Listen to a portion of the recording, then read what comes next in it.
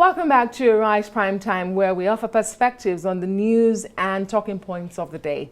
I am Adesua Omorowan. As the world celebrates this year's International Women's Day, Nigerian women have commemorated the day with a call on the federal government to give more priority to investing in women and engendering gender-sensitive perspectives during policy formulation. Well, since International Women's Day was founded in 1910, the 8th of March every year is commemorated to honor women's accomplishments, raise awareness about gender disparities and discrimination, as well as promote global support for women. Well, President Bola Tinubu of Nigeria has hailed Nigerian women, describing them as the cornerstone of the nation's progress and prosperity. This year's theme, Inspire Inclusiveness, Invest in Women, Accelerate Progress, calls for action to break down barriers, challenge stereotypes, and create environments where all women are valued and respected. Now, several activities are being held across the country to mark the day. This year's campaign theme underscores the crucial role of inclusion in achieving gender equality. It calls for action to break down barriers, challenge stereotypes, inspire and create environments where all women are valued and respected. We have this slogan that says, caring with a mother's touch, the hands of a mother. So there's this thing about women. When a woman comes into a home, there's a change. Things are transformed. Things that are missing there will begin one by one to get into the right place. If you go to offices too, when a woman steps in, things will turn around. So I believe women should come out more and get involved in politics, in careers where there are not women there. Look at the engineering profession. Women are getting there. You can see women on roofing buildings. They are getting involved, but we need more of them to come out. The economy is very, very tight today, but we have to keep smiling. We are women, as in we are super women. We are Odogu one. Nothing can stop us, no matter what. Honorable have said it all. Let us keep being encouraging to ourselves and let us manage what we have here. By God's grace, we will continue to remember each and one of you. And like I've always said, one voice is every woman's voice. Her voice is all of us' voice. Your voice is all of us' voice. And when you empower one woman, you have successfully made every woman success. Well, Ogechi Nwagu, the founder of Olean Care Aid Foundation, joins me now in the studio to discuss the day further. Thank you so much for joining us, and happy International Women's Day to you. Thank you for having us today. Indeed. Is today really important? I mean, is it just another day with speeches and pledges and events such as yours that we just watched? How important really is today? Is it worth celebrating? It's not just about the speeches, really, but it's about the achievement women have done in the past and are still doing. Like I always say, women are really the architect of the society and all over the world. So today is more than important. The President Bola Tinubu, he have also said it in his policy that he has agenda and plans for women, and he's including women in his policy. Again, why today is very important is for each and every one of us to remember and to include women in whatever. When you include women in what you're doing, the way women runs their home, taking care of their husband, taking care of their children, making sure that nothing lacks at home. That's how a woman can run society. So if today is important, it is more than important. Indeed, you make a very valid point, a great point, particularly given that the issues that women face today are different from what they fought for over a decade ago. But why do you think that despite the observance of this day every year since 1910, we're still talking about struggles, equality, inclusiveness, rights of the women and the girl child? What are we doing wrongly? Okay. Are we doing anything wrongly? we're not really doing anything wrongly. But what we have to do more is to collaborate. Before you say that your neighbor is not being generous enough or not including women or girl child, charity begins at home. You have to represent as well. You have to show what you can contribute to the society. You can complain about the government, you can complain about your husband, you can complain about your neighbor, but what have you done? So charity begins at home. So yes, year to year, we're talking about the struggle, we're talking about not including women, we're talking about how economy is going down. The truth is, it's not one person's job, it is a collaboration. It is a collective job. It is a collective effort. Everyone has to come together, and it is never enough. We have the UNESCO, we have the World Food Programme, we have the United Nations, we have the World Bank. All of them are there, and they're trying their best, but yet it is still not enough. So we have to continue to make sure we achieve and make sure that we put smile on everyone's face, whether you're a woman or you're a man. So we're actually not doing anything wrong, but it's a continuous process, and it has to be inclusion. Nobody should be left along, and nobody should point fingers that it is you, it is your duty to get women do this. No, it has to start from you, and that's what we are doing. So if we're not doing anything wrongly, how then can we do it better to achieve what you're talking about? How we can do it better is inclusion. How do we include? Yes, we have those phrases: collaboration, inclusion, the same phrases over and over again. In practical terms, let's bring it home, Nigeria context. They talk about the glass ceiling. We talk about the glass ceiling a lot, but it's still very much over our heads. Yes, women are doing exceptionally great in different fields, Yes. but like you would agree with me, it's not enough. That we have established moments ago. So how do we, in practical terms, ensure that there's inclusion, ensure that there's collaboration, and ensure that we are heard, and we don't keep talking about the same things? It has to start with you. It has to start with me. No matter how the government get the women involved, which is going to do, it has to start with me. For instance, when you talk about women inclusion, everyone is talking about human inclusion, which you have mentioned. But what exactly are you doing? And that resource to help is starting. Charity begins at home. You have to start giving out. You have to start empowering. You don't have to wait. How do I empower the next person when I am not empowered myself? Adesuwa, you are a journalist, right? You can start by training people who are interested. There are young girls who are interested in becoming a journalist. And now you don't just train them and dump them. You empower them by giving them voluntarily work.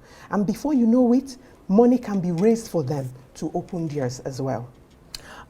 Okay, so let's talk about the sectors that would like to see more women doing more things. For you, what will it be? Where would you like to see more women excel? Now, a woman should not be limited. That's why we're talking about the 5th sustainable goal, gender equality. Women climb the roof, they are roofers. There are women who are mechanics. There are women who are doctors, nurses.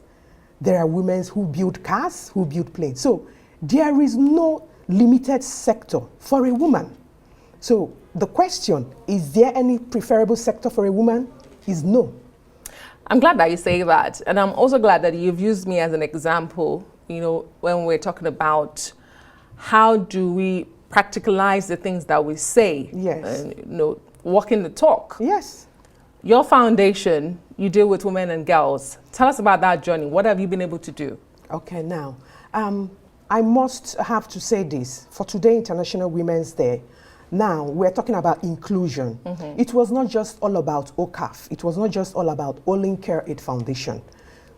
because we don't have enough fund and enough capacity, we have to collaborate. So I hear funding as a challenge. Yes. Now, because that's why we mentioned effort, that's why we mentioned collaboration.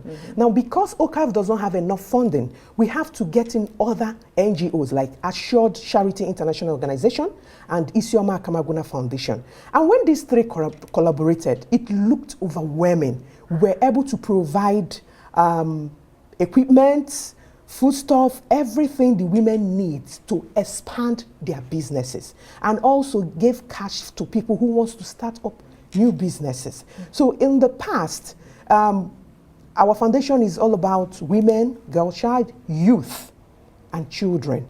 And we celebrate International Day of Education as well. So in whatever we're doing, if your capacity is not enough, there are people who wants to extend their generosity and inclusion in helping the human rights. They are all over the places. You get them and collaborate with them, and you'll be able to achieve what you want to do.